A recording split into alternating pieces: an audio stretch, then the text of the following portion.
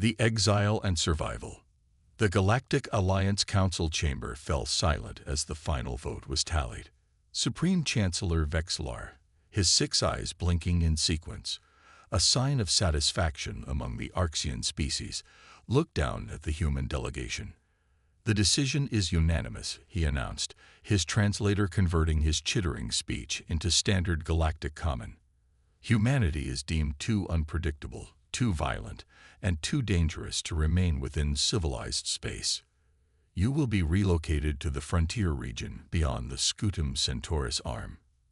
Ambassador Elena Reyes stood firm, though her hands trembled slightly. "You're sentencing 12 billion people to death.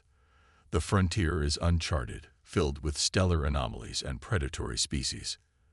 That is your concern, not ours," said Councillor Mirazine of the Talaxian hegemony, her gelatinous form pulsing with blue light. "Your species has repeatedly violated non-interference protocols. Your rapid technological advancement threatens the balance we've maintained for millennia."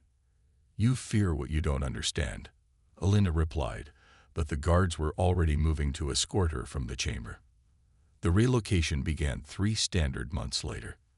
The Alliance provided minimal transport vessels, ancient colony ships that had been decommissioned centuries ago. These rusting behemoths carried humanity's population across the void toward the distant, dangerous frontier where few Alliance explorers had ventured. Captain Morgan Chen stood on the bridge of the ESS Resilience, watching as the last glimmers of Alliance space faded on the long-range scanners. The ship shuddered as it entered the uncharted zone, systems flickering under the strain of cosmic radiation that the aging shields barely filtered. "This is where we die," whispered his executive officer, Commander Sophia Okafor. Morgan's jaw tightened. "No, this is where we start over." The first 5 years were devastating. 37% of the human population perished during the initial settlement phase. Hostile environments, resource scarcity, and encounters with predatory native species on planets they attempted to colonize decimated their numbers. The survivors called it the Great Dying. On New Terra, the largest human settlement established on a marginally habitable moon orbiting a gas giant, Dr. Aisha Kazemi stood before the colony's governing council, her face gaunt from years of hardship. "We've discovered something," she said, placing a metallic cube on the table. It pulsed with an inner light, hovering slightly above the surface. "We're calling it gravidium. It exists in abundance in this region, particularly in the asteroid belts circling the neutron star clusters." Councillor James Hopkins leaned forward.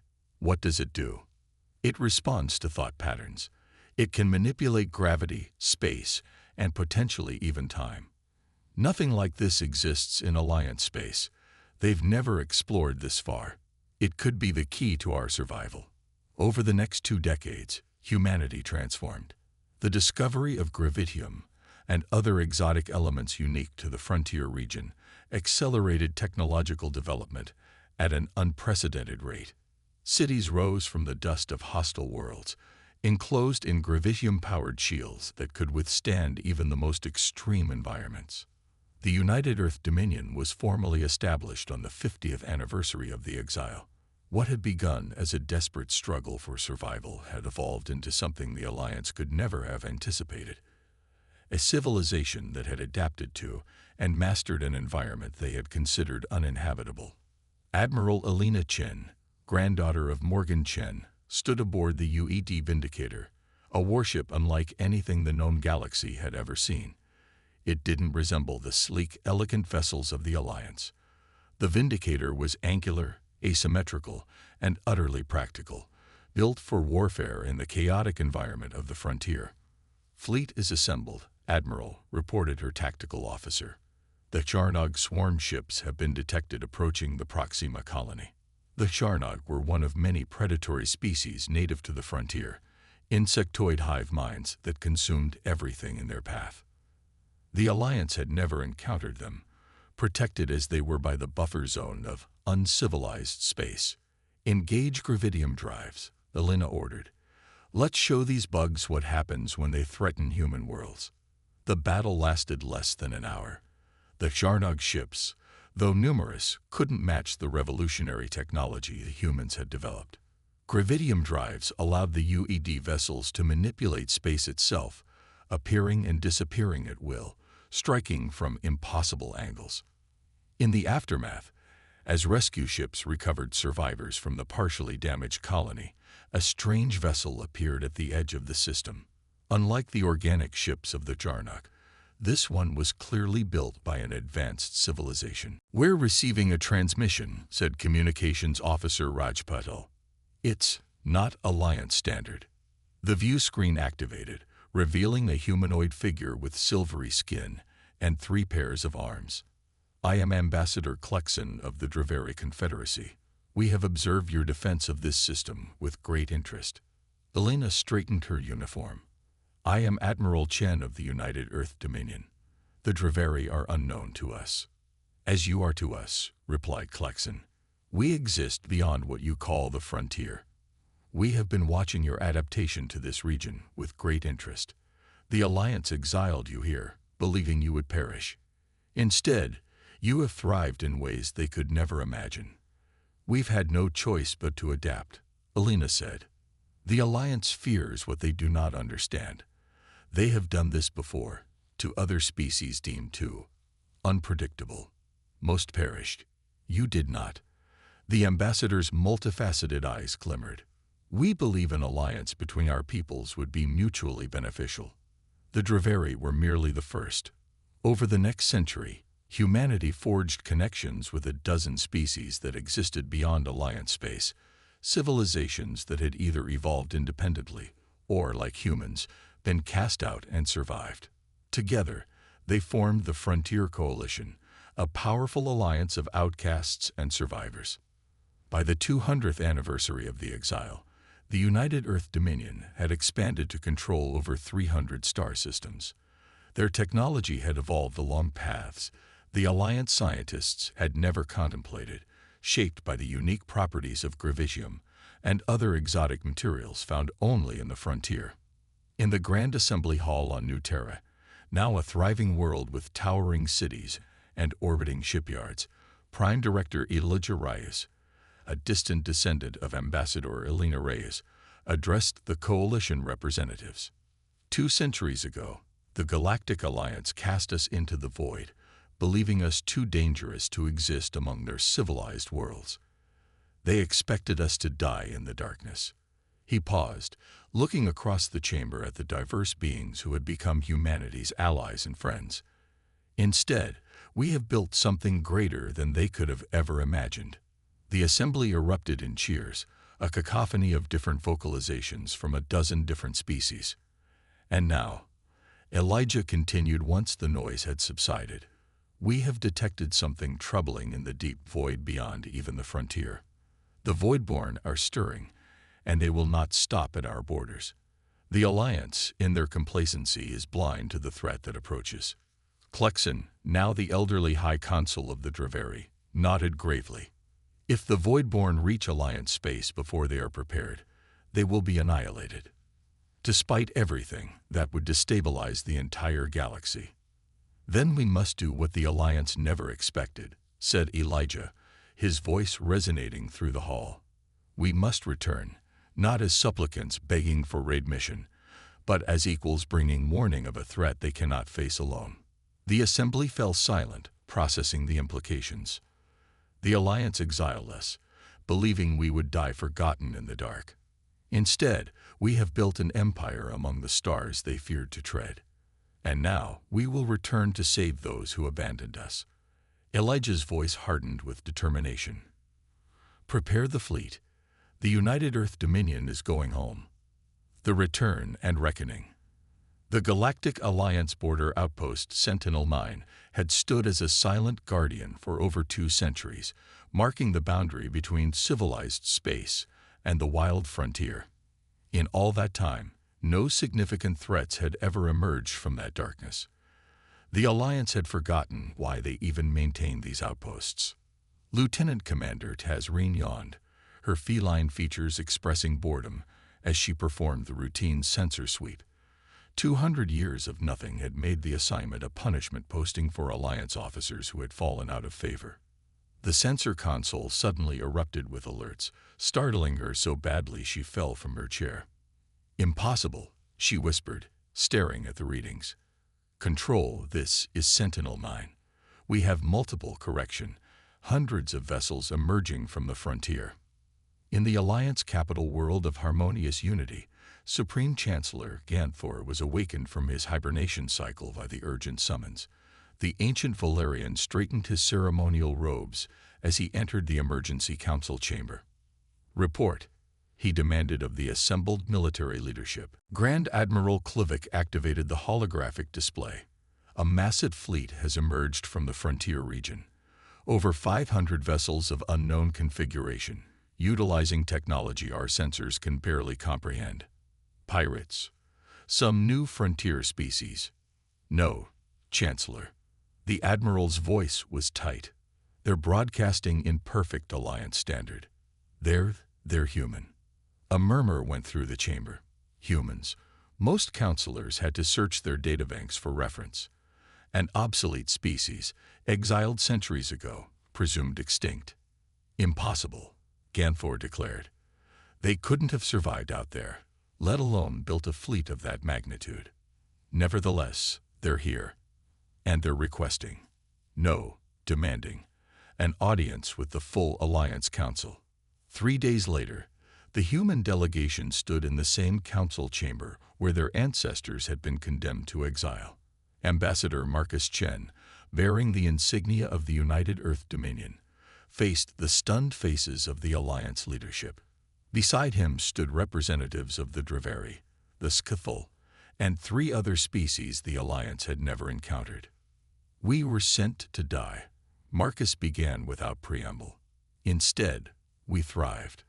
The United Earth Dominion now comprises over 300 star systems, technologies you can barely comprehend, and alliances with civilizations you never knew existed." Chancellor Ganthor regained his composure. "If you've come seeking revenge, we've come with a warning," Marcus interrupted. "The Voidborn are awakening. They exist in the spaces between galaxies, and they're moving toward populated space. Your defenses, impressive as you believe them to be, will not withstand their assault." "Preposterous," spat Councillor Vexlar, one of the few who remembered the original exile.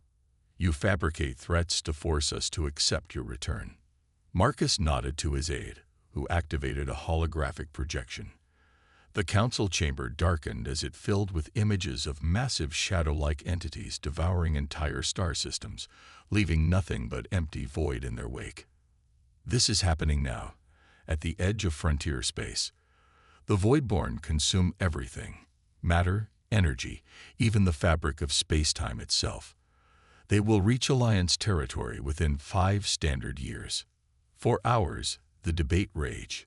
Many counselors refused to believe, seeing only a human plot for revenge or reintegration. Others, more pragmatic, recognized the evidence before them.